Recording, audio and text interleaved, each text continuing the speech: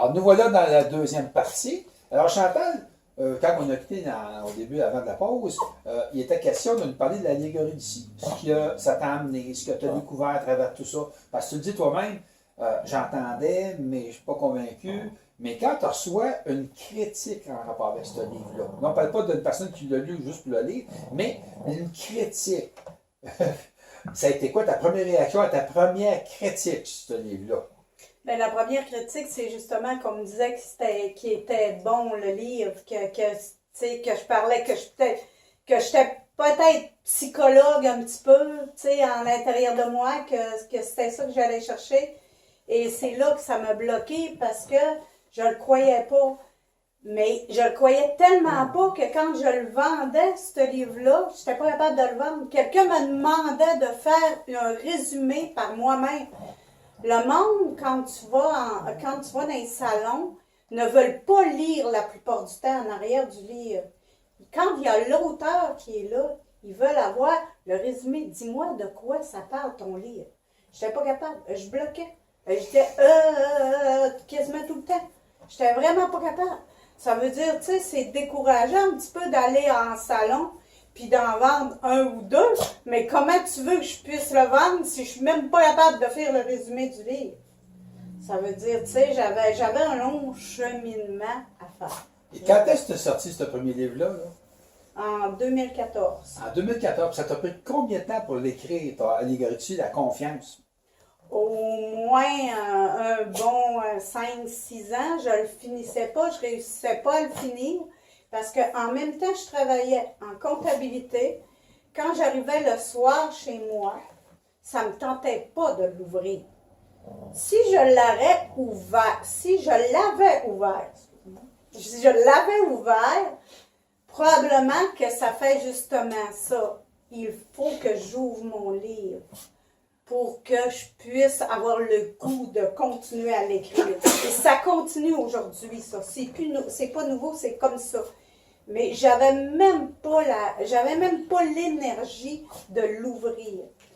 Quand à un moment donné, la comptabilité là-bas, ça me satisfaisait plus. Là, que je cherchais quoi faire. Que là, je voulais me trouver quelque chose d'autre, savoir m'enligner vers quelque chose d'autre. Les filles, ils grandissaient, j'avais mes filles grandissaient, partaient de chez moi. Fait que j'avais un peu plus de temps pour faire ça. Et là, quand j'ai vraiment réouvert mon livre, ça m'a pris 6 mois à le terminer.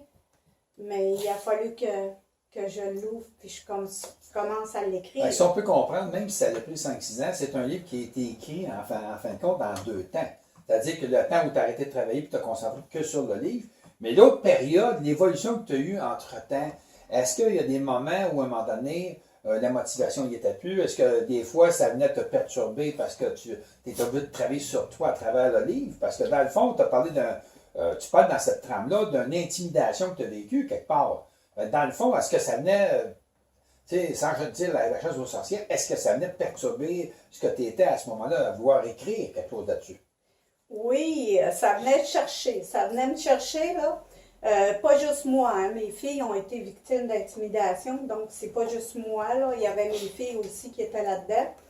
Mais c'est que j'assumais pas comment l'écrire, là j'avais le moyen, comment exprimer qu'est-ce que je ressentais là-dedans, puis d'aller le chercher en science-fiction. Pourquoi je l'ai écrit en science-fiction? Je l'ai compris après. C'est que j'aime les films de science-fiction. J'aime beaucoup ça. Ça veut dire, je voulais pas l'amener dans une histoire réelle. Je voulais l'amener de façon un petit peu scientifique pour ramener vers quelque chose d'autre. Mais quand j'avais pas le vécu encore pour le terminer quand je l'ai commencé, ce livre-là. Okay. Ça fait que je bloquais. Je bloquais. Je n'étais pas capable de l'écrire. Je n'étais pas capable de voir comment l'écrire. Il y a eu beaucoup de travail. Puis, il faut vraiment l'avouer, pour mon premier tome, j'ai eu l'aide de ma cousine aussi qui m'a aidée, qui m'a dirigée là-dessus, parce que je n'avais besoin. pour le savoir. Mais je ne connaissais pas le monde de l'édition non plus. Ça, c'est un autre Ça, c'est un à problème. côté, parce c'est qu'au un début, autre- quand tu écris, c'est pas de savoir avec qui tu vas être édité au départ, parce que tu ne sais Non. pas. Tu écris, mais c'est surtout la connexion que tu fais avec ton âme, avec ton intérieur par rapport à ce que tu écris. Regarde, tu viens de dire, je parle d'intimidation, mais j'ai réalisé que moi, j'aime la science-fiction. Alors, je voulais écrire quelque chose, une histoire fictive, mais avec, comment je peux dire ça, un fait vécu intérieur. Tu sais, quelque part, je me sers de mes connaissances pour mieux le partager d'une bonne façon. Oui, puis, moi, pour l'heure de ce livre-là, je voulais le terminer. J'avais écrit d'autres choses dans le temps, vraiment, que j'avais écrit en science-fiction encore, que j'avais jamais terminé. Mais moi, mon but premier était de terminer mon livre, pas de l'éditer, pas de le faire lire par plein de monde, de le terminer. Déjà, de l'avoir terminé, pour moi, c'était une victoire. Et qu'est-ce qui t'a motivé quand tu as sorti ce livre-là? Là? Ça a été quoi la première réaction que tu as eue? Dire que là, je m'en vais vers l'édition. Parce que là, c'était pas prévu ça au départ. Non, c'était pas Tu prévu. l'écrivais parce que tu avais vu d'écrire de quoi, mais comment ça t'a motivé? Qu'est-ce qui t'a amené à aller vers l'édition à ce moment-là? Ben, qu'est-ce que moi je voyais? Je voyais que mon livre, il était bien parfait, là. Ben, il était parfait, comme ça. Je l'avais écrit, là, il était parfait pour moi. Puis là, c'est là que j'ai décidé pourquoi pas l'essayer. Je vais aller lire c'est quoi le monde de l'édition. Je vais l'envoyer à quelques places. Quand j'ai lu la première fois là, un contrat d'un éditeur, la première fois, je vous dirais que la face, ça m'a vraiment descendu. J'ai pris un contrat européen. J'ai même pas pris un contrat québécois. J'ai pris un contrat européen. Je sais pas trop le nombre de pages qu'il y avait. Puis j'ai dit, je suis vraiment pas intelligente. Je comprenais à peu près rien qu'il y avait là-dedans. J'ai dit là, oh, Colline, que je me lance dans quelque chose. Fait que là, je suis allée choisir un éditeur du Québec pour envoyer mon livre. Et là, ça a été quoi? La première fois que j'ai reçu un refus en me faisant dire, j'écrivais un livre pour les jeunes, là. Puis on m'a dit que pour moi, j'avais écrit exactement dans leur langage. Dans un langage pas trop sophistiqué, pas trop scientifique, pas trop, tu sais, pour qu'ils comprennent. Puis on me dit que j'ai pas de vocabulaire. C'est ça qu'on m'a répondu la première fois. C'est ma fille, Marie-Ève, qui m'a appuyé en me disant, voyons donc, maman, donne-moi là ton livre, je vais le lire, puis je vais te dire qu'est-ce que j'en pense. OK? Parce que là, j'étais dans ma chambre, puis j'étais pas grosse. Tu sais, j'étais vraiment pas grosse, puis je me sentais pas grosse. Ça me donnait pas le goût d'être un auteur. Non, pas en tout. Puis je savais pas si j'allais la renvoyer à un autre éditeur aussi. Ça, je trouve ça extraordinaire ce que tu dis, parce que c'est le problème de beaucoup d'auteurs. Le sentiment du rejet, de se sentir blessé, d'être pas bon, je sais pas trop quoi, là. Mais j'aime ça. Je vais te laisser continuer. Continue de compter ça parce que c'est important pour la plupart des auteurs qui s'essaient à écrire que le monde de l'édition, c'est pas toujours gentil. Mais ça veut pas dire qu'ils sont méchants. Ils essaient autant que possible de nous donner ou nous faire comprendre ce qu'il faut faire. Ouais. Et là, je ne savais plus quoi faire. Je ne savais vraiment plus. Parce qu'eux autres m'avaient dit des choses vraiment blessantes, mais ils m'avaient pas dit comment améliorer mon histoire, comment, tu sais, c'était pas... La lettre me disait pas ça. Elle disait, c'est une lettre de refus qui me disait que j'avais pas de vocabulaire. C'est à peu près ça, là. Ça veut dire que là, comme par hasard, une de mes cousines m'a appelée. Puis elle m'a dit, tu veux-tu que je t'aide à le monter mieux que ça, ton livre, à voir quand le monter, je vais te dire qu'est-ce que j'en pense. Elle non plus connaît pas le monde de l'édition non plus. Mais elle en a lu plein de livres. Elle est capable de voir ces choses-là. Et je lui ai dit, OK, c'est correct. Et j'ai travaillé mon premier livre avec elle. Ça, je l'avoue. Elle me montrait des choses. Quand il est arrivé le deuxième tome, je lui ai demandé, veux-tu continuer? Et là, elle avait plus le temps de m'aider. Et ça a été la meilleure affaire que j'ai faite. Parce que là, j'ai dû me relever les manches par moi-même tout seul, puis dire, écoute, tu l'as vu, tu le sais quoi faire, quoi travailler, tu es capable de le monter tout seul.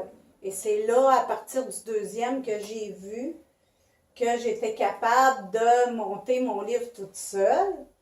Sauf que il y a encore mes éditeurs qui m'ont vraiment fait un petit peu en me disant qu'eux autres, il fallait que je rapetisse mon livre. Au début, ils me disaient de remonter, de donner des explications plus grosses. Et à la fin, c'était trop gros, il fallait que je rapetisse. Dans le même livre, là. Ça veut dire qu'on m'a enlevé à peu près une centaine de pages dans mon deuxième livre. Et... Mais j'avais pas le choix.